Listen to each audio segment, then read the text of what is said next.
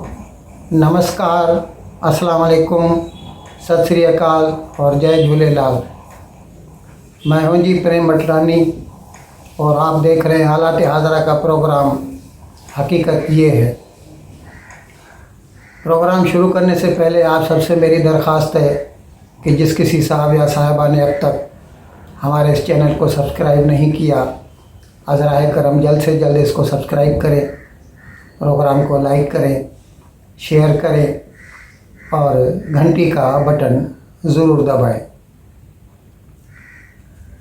नाज़रीन को पीटीआई के ख़िलाफ़ जो फॉरेन फंडिंग का केस था उसके बारे में हम पहले भी कई वीलॉग्स में मुतला कर चुके हैं। इस लिहाज से इस्लामाबाद हाई कोर्ट की सिंगल बेंच ने ईसीपी को यानी इलेक्शन कमीशन ऑफ पाकिस्तान को इस बारे में हिदायत की थी।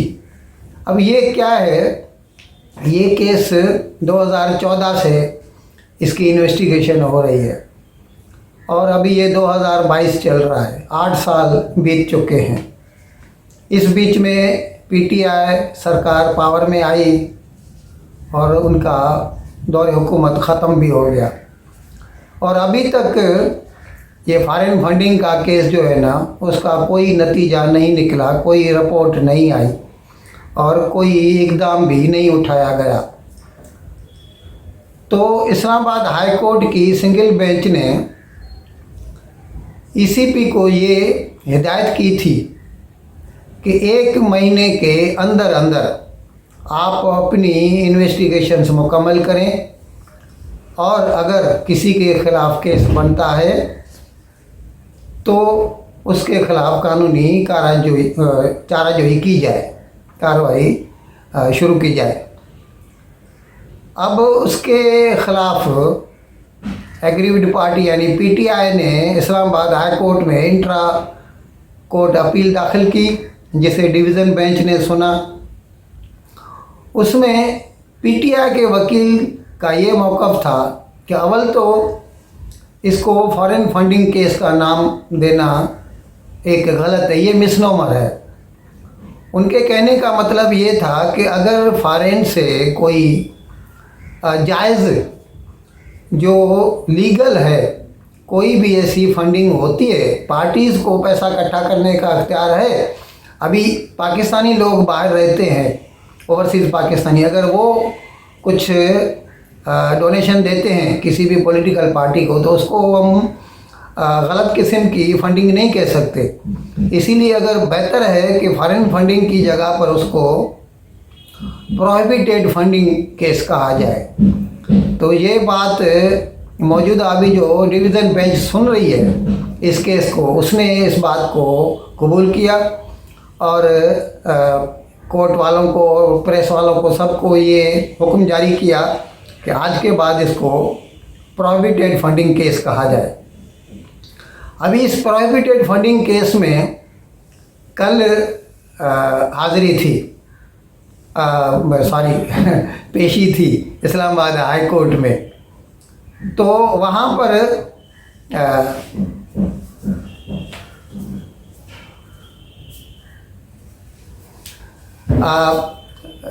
फरीक़ैन ने अपने अपने दलाइल पेश किए और इसके बाद जैसा हमने पहले आपको बताया कि डिवीज़न बेंच ने ईसीपी को ये हुक्म जारी किया कि अभी 1 महीने के अंदर की कोई भी शर्त नहीं है, वो जितना जल्दी हो सके इसका फ़ैसला करें, लेकिन अगर उसमें 1 महीने से ज़्यादा लगता है या जितना भी वक्त लगता है तो उसमें कोई मुज़ायका नहीं। आप लोगों ने, नाज़रीन ने ये तो ज़रूर सुना होगा कि हिंदुस्तान में आईपीएल की गेम्स होती है, क्रिकेट की गेम्स होती है जिसे इंडियन प्रीमियर लीग कहा जाता है। उसमें शुरू में पाकिस्तानी खिलाड़ी भी हिस्सा लेते थे। ये अलग बात है कि एक दो सीज़न के बाद पाकिस्तानी स्पॉन्सर्ड जो दहशतगर्द थे उन्होंने उरी में, कश्मीर में हमला कर दिया आर्मी पोस्ट पर। तो उसके बाद हिंदुस्तान और पाकिस्तान के ताल्लुकात में खटास आ गई। तो हिंदुस्तान वालों ने, आईपीएल वालों ने पाकिस्तानी खिलाड़ियों को लेना छोड़ दिया। अब आईपीएल तो चालू है लेकिन पाकिस्तानियों का उसमें अभी कोई हिस्सा नहीं, कोई पार्ट नहीं है। तो फिर पाकिस्तान वालों ने क्या किया, उन्होंने अपनी एक सीरीज़ चालू की, पाकिस्तान सुपर लीग। अभी ये जो 2022 में पाकिस्तान सुपर लीग के जो गेम्स हुए लाहौर में, और उसके साथ साथ ऑस्ट्रेलिया, न्यूजीलैंड और साउथ अफ्रीका से भी टीम आई, टेस्ट मैच हुए उनके साथ। तो अभी पंजाब के बजट में उनके बारे में ये खुलासा किया गया है कि जो खिलाड़ी थे इन सारी टीम्स में बाहर से आए हुए, उनकी सिक्योरिटी पर तकरीबन 217 करोड़ रुपए खर्चा किया गया। अच्छा, मज़े की बात यह है कि गो के इसका सीधा कोई ताल्लुक़ तो नहीं है ये पाकिस्तान में जो खर्चा किया गया है, लेकिन हिंदुस्तान में अभी हमने आपको 2 रोज़ पहले बताया था अपने नाजरीन को कि हिंदुस्तान में आईपीएल वालों ने अभी आइंदा 5 साल के लिए अपने जो मीडिया राइट्स हैं वो उसका मतलब टेंडर निकाला था, तो वो कुछ 46,500 करोड़ में गया 5 साल के लिए। यानी समझ सकते हैं 9,000 करोड़ रुपए से भी ज़्यादा आईपीएल एक साल में मीडिया से कमाती है, और टिकटों का जो कलेक्शन है वो अलग से है। अब पाकिस्तान वालों ने 217 करोड़ रुपया खर्चा किया। अब देखना ये है कि उसके बदले में मिला कितना, कमाया कितना पाकिस्तान ने। अगर कमाया है तो फिर ठीक है, और अगर नहीं कमाया है तो फिर तो अपने जेब से देकर ये नुकसान का सौदा हो गया। गुज़िश्ता सरकार पाकिस्तान की पीटीआई की जनाब इमरान खान की, उसने लाहौर में जो सर गंगाराम हॉस्पिटल है उसके साथ है उसने कुछ 10 मंजिला 600 बेड्स की एक एक्स्ट्रा हॉस्पिटल बनाने का मंसूबा बनाया था। उसमें 230 करोड़ का तखमीना था खर्चा करने का।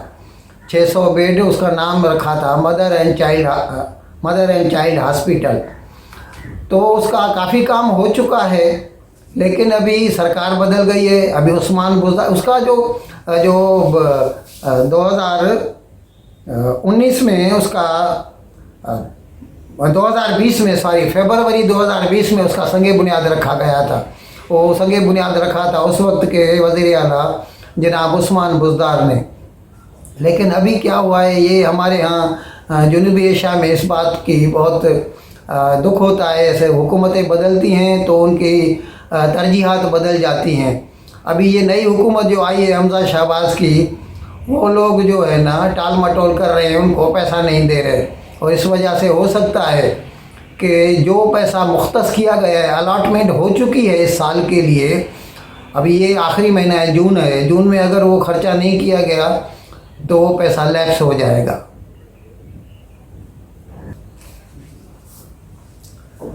पाकिस्तान के वज़ीर ख़ारजा जनाब बिलावल भुट्टो ज़रदारी, उन्होंने institute of strategic studies Islamabad को ख़िताब करते हुए पाकिस्तान की खारजा पॉलिसी के बारे में तफसील से बात की। उन्होंने इस बात का भी ज़िक्र किया कि जनाब इमरान खान ने जाते जाते अपने ताल्लुकात यूरोपियन यूनियन से बिगाड़ दिए, और अमेरिका को तो अभी तक वो गालियां दे रहे हैं कि अमेरिका ने साजिश करके उनको निकाला, रिजीम चेंज किया। और हिंदुस्तान के साथ तो 2019 जब से वो 370 हटाई इंडियन गवर्नमेंट ने, तो उसके बाद से बातचीत बंद है, किसी भी किस्म का कोई ताल्लुक़ नहीं है। वो सफारती ताल्लुकात तो हैं लेकिन बाकी कुछ भी नहीं हो रहा, और तजारती ताल्लुकात तो बिल्कुल भी नहीं। तो जनाब बिलावल भुट्टो ने कहा कि हमें चाहिए कि अपने मुफाद के लिए, भले हमारी मतलब हिंदुस्तान के साथ दोस्ती नहीं हो सकती और हम मुफाहमत नहीं कर सकते कि जहाँ तक कश्मीर मामले का ताल्लुक़ है, लेकिन अगर ये प्रॉब्लम रहते हुए अगर किसी भी लिहाज से हम इंडिया को इंगेज कर सकें तो ये पाकिस्तान के मुफाद में होगा।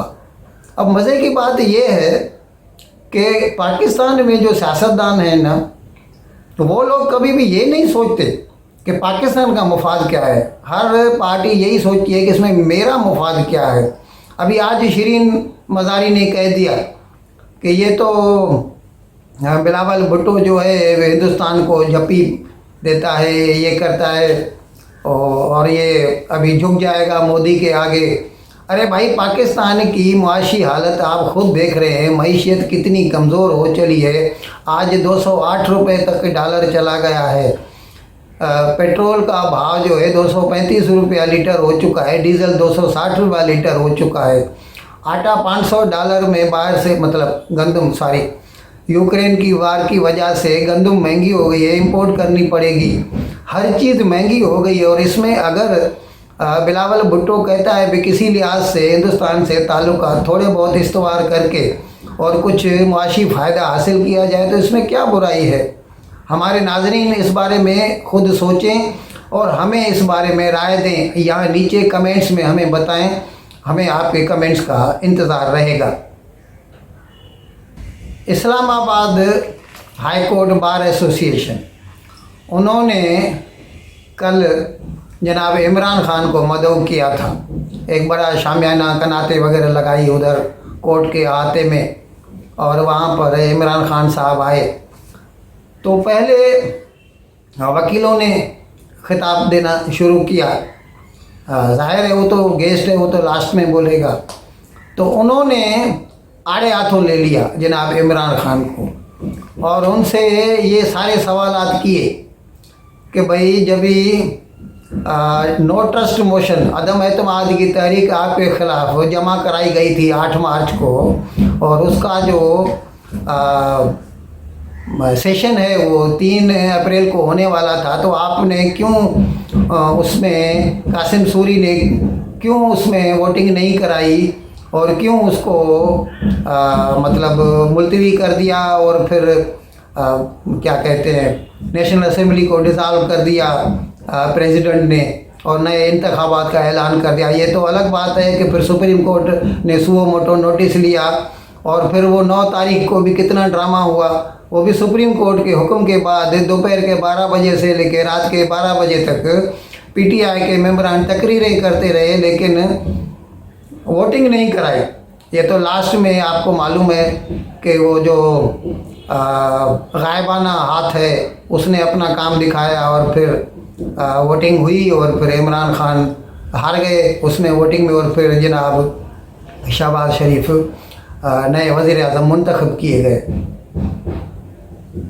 इन अल्फाज के साथ मैं आज का प्रोग्राम ख़त्म करने की आपसे इजाज़त चाहूँगा, लेकिन आपसे विदाई लेने से पहले एक मरतबा फिर आपसे यह दरख्वास्त करता चलूँ कि जिस किसी साहब या साहिबा ने अब तक हमारे इस चैनल को सब्सक्राइब नहीं किया, बराए मेहरबानी जल्द से जल्द इसको सब्सक्राइब करें, प्रोग्राम को लाइक करें, शेयर करें और घंटी का बटन दबाना न भूलें। बहुत बहुत शुक्रिया। खुदा हाफिज़।